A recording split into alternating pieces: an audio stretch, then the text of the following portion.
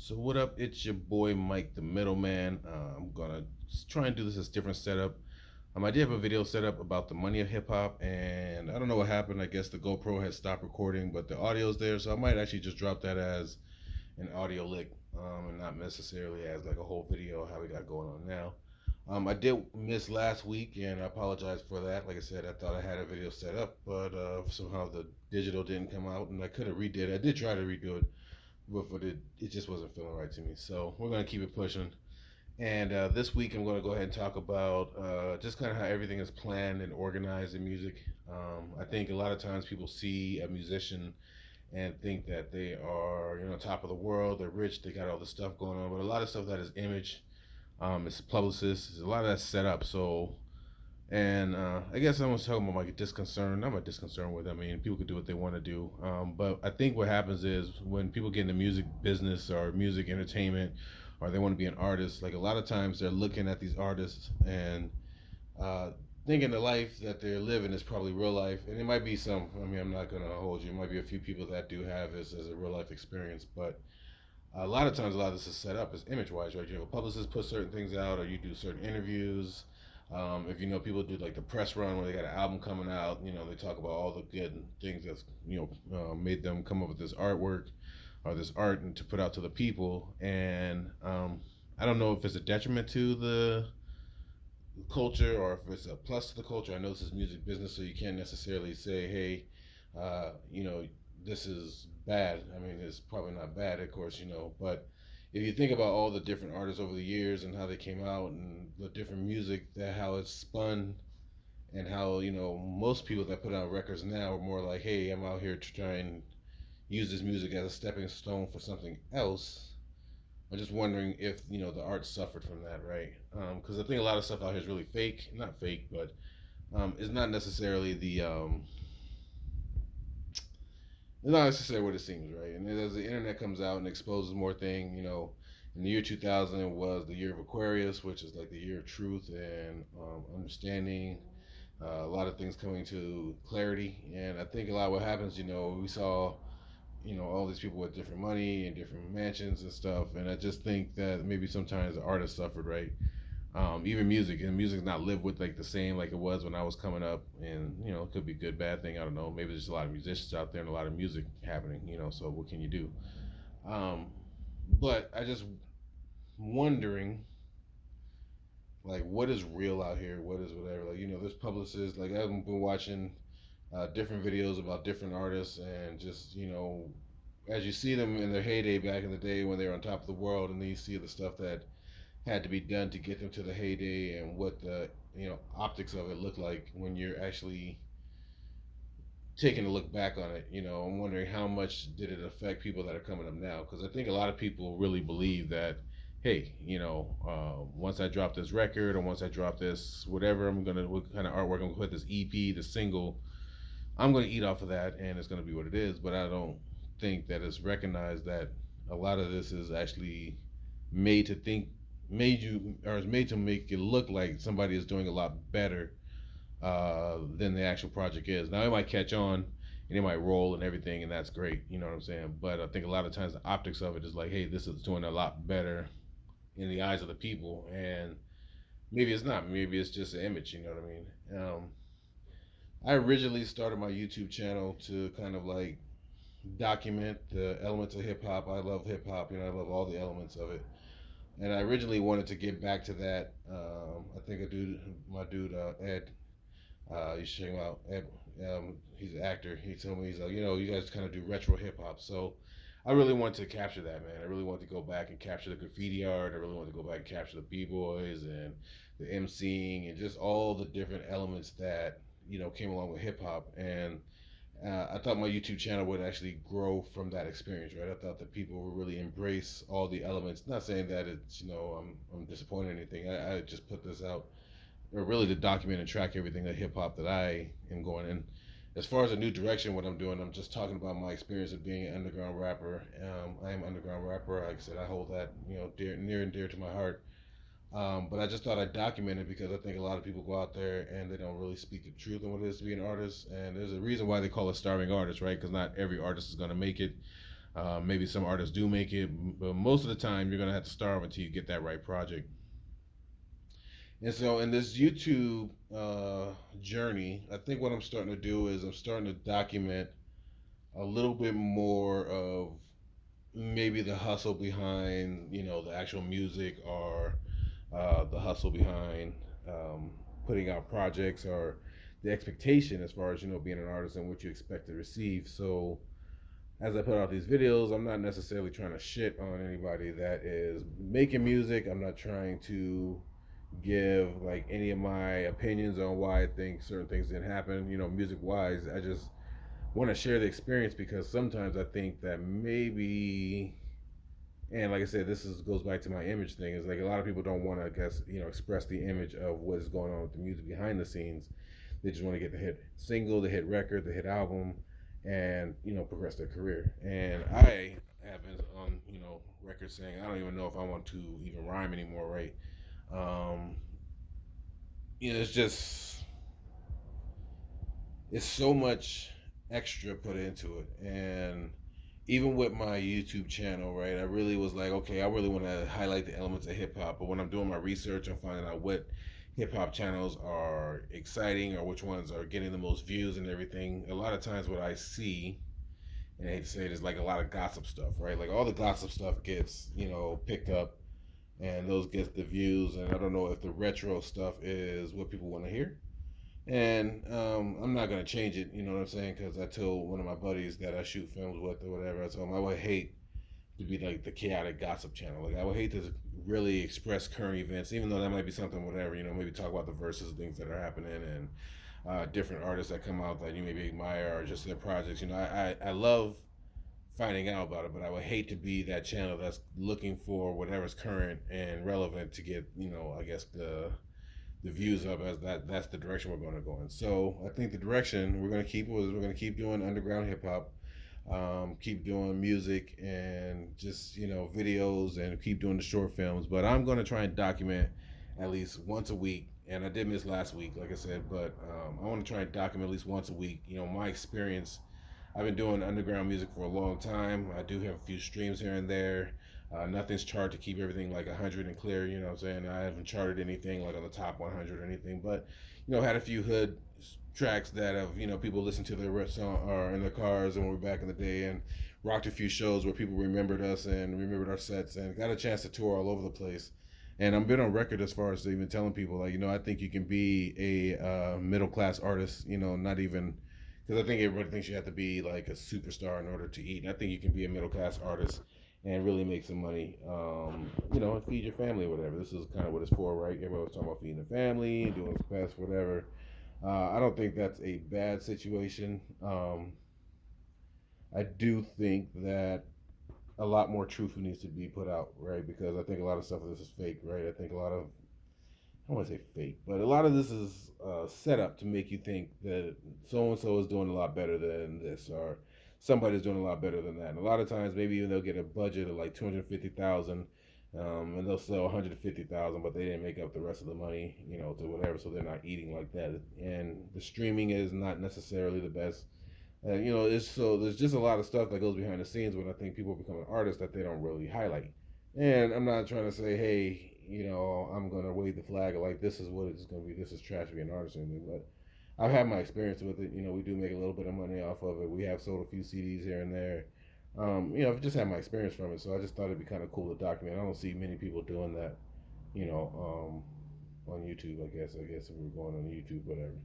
And that's kind of the direction I'm going to take this in. So I'm going to look at like maybe doing Tuesdays as a session of me chopping it up about the experiences, being real about it. I'm not gonna fucking say, hey, we made $1 million and I'm driving a Porsche out here. I'm super rich or whatever. I have the fucking like the money stacked in my ear, or I'm a father, man. I got kids. I try to teach my son how to invest.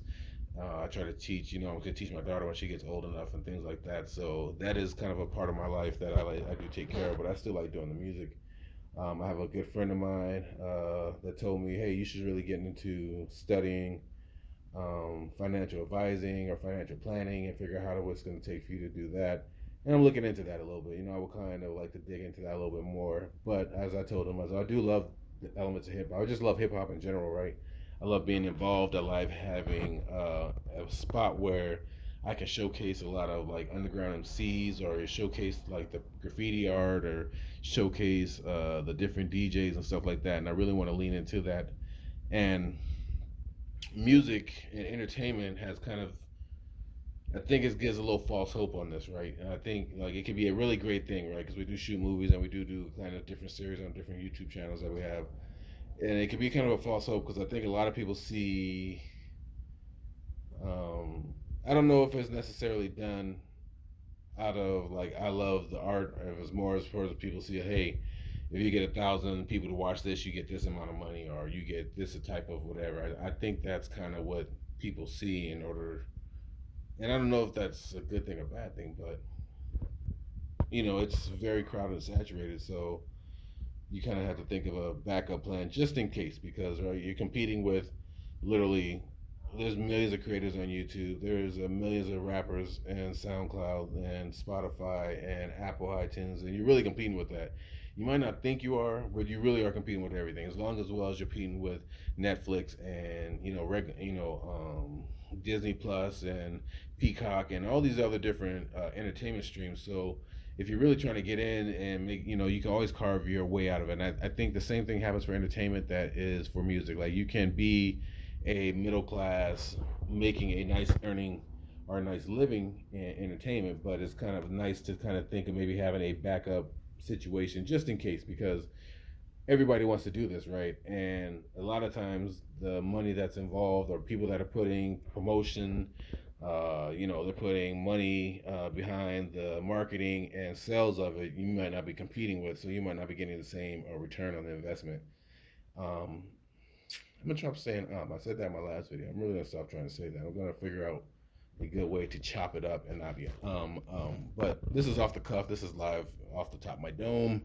I'm not rehearsing anything, not reading anything. I'm just talking to the camera. Besides, there's gonna be like 7 people that listen to this, maybe 10. I shout out everybody that checks it out. You know what I mean, for sure.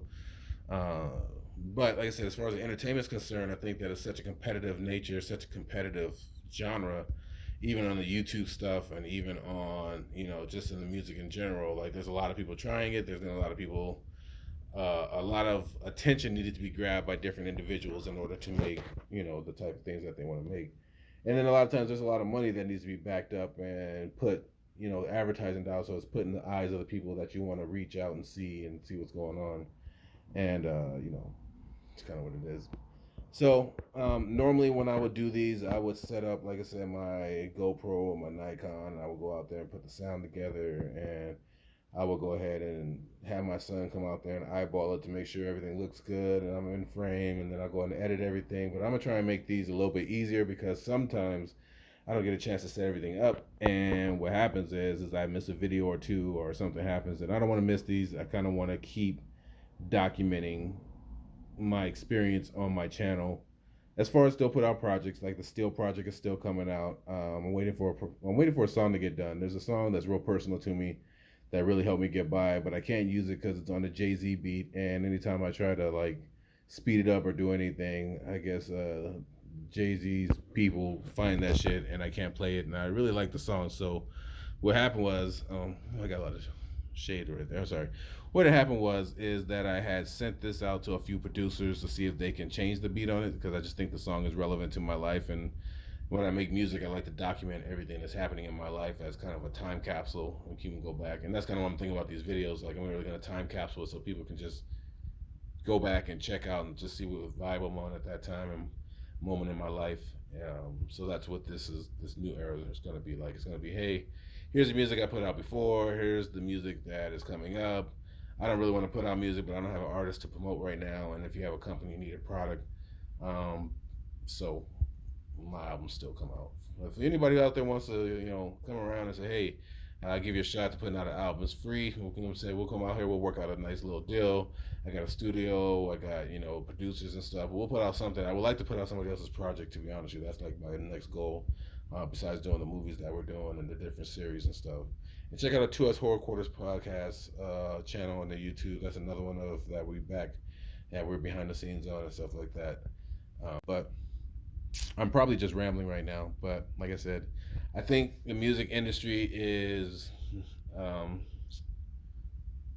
not even the music industry. I just think music is set up. I think a lot of people don't notice that there's a lot of stuff that goes on financial wise, behind the scene wise, just things that happen that you maybe not be privy of. You might be privy of it. You might be like, I know exactly what happens in the music industry. But this is just my channel of kind of breaking down what happens, my experience. Like I said, I am winding myself out of making records. I'm actually trying to do more film and more writing. Like, to be honest, I think the key to a lot of this is writing. Even though everybody wants to be the star and everything, which is dope, is cool. I've always, I've kind of wanted to be like, I just wanted to do a big arena at one point. I just wanted to do like 30, 40,000, even if it was open. I didn't care. I just wanted to do like a big arena. That was like my biggest goal. But I have done a lot of shows with a lot of dope people all over the country, and that's good enough for me at this point. But I'm kind of winding myself out of the artist mode, right? I'm kind of, even though I'm still nice, I'm gonna rhyme forever, but I'm just winding myself out of the artist mode. I'm kind of like, yo, I think I think it's time for me to get something else. So I've been writing. I got a story coming out with Black Sands comic books. So peep that, called the what the hell is that called? The Rites of Passage. And I'm just getting in more to my writing bag. Writing movies, writing stories. I want to see if I can get a full comic book. I got a comic book idea and stuff like that. But the writing is my fun point. I like to do that. And like I said, I might jump into some financial advising. Um, I've always been interested in doing stocks. I'm actually thinking about setting up a stock channel, just so I can talk about stocks and not necessarily mesh it with the hip hop stuff as well. And then I'm going to set up a family channel, uh, and that might be private, but I'm going to set up a family channel for my kids. So if anything happens to me in the near future, not near future, let's not put that energy out there. Anything happens to me in the future, down the road, let's say I get 60, 70, 80, 90, 100, I always think that people use YouTube and Facebook and all this in the wrong context. Like, if I would know my grandfather used to do at his age when he had video and stuff like that, I think that'd be cool to go to his YouTube page and kind of check it out. So if you see my YouTube page, just my personal one, there's no real memes on there. There's no real uh, videos of anybody else. It's all kind of like my time capsule, what's happening, so my kids can always take a look and know what I was doing or what my mind was or how I was kind of in that mode. And I'm actually thinking about doing that to YouTube. So I'm thinking about taking a personal channel. Maybe I'll vlog it, make it a vlog thing, but it's more of an ode to my kids. So like, hey, this is what your papa was doing at this time. This is where they can hear my voice, hear my ideas, hear my thoughts forever. It could last in infinity and eternity. And this is kind of what that channel is right here for the Kayatick. This is just the music part of me, so I'm going to start music vlogging, I guess, here as well, still dropping the videos and the different things like that. But I'm just trying to figure out my space in the YouTube space as far as the Kayatick goes. We always want to highlight all the different graffiti, and we want to highlight all the DJs and MCs and the knowledge and just the eras of hip hop. But I'm going to start branching on a few other things, like I said, because as I'm looking at how people are starting to get on or how people are careers are being highlighted later on down the road, and I'm noticing all this different, I don't know, all this different, work that has to be done behind the scenes that make it look like it's something different, and I don't know if I really want to do all that. So I'm just trying to document my truth and celebrate my truth and put it down here and let people know the really what's going on. So I did miss a video last week, man. I apologize. Like I said, I got the audio, and I'm thinking about just throwing the audio up with a picture or something, or changing the pictures over time, whatever, since it messed up.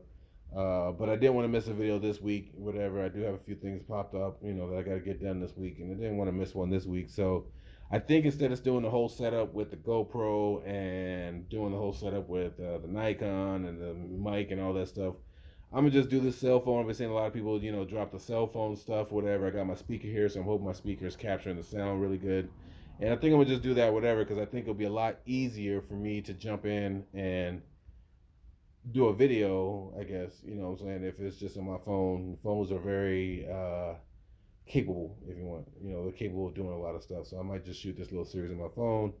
Vlog style, might do a little vlog style, still keep the music up. So I think I might try and drop these on Mondays, do the shorts on Wednesdays, and then I'll try and do another video on Fridays, or do like the short films on Fridays, and that might be the concept.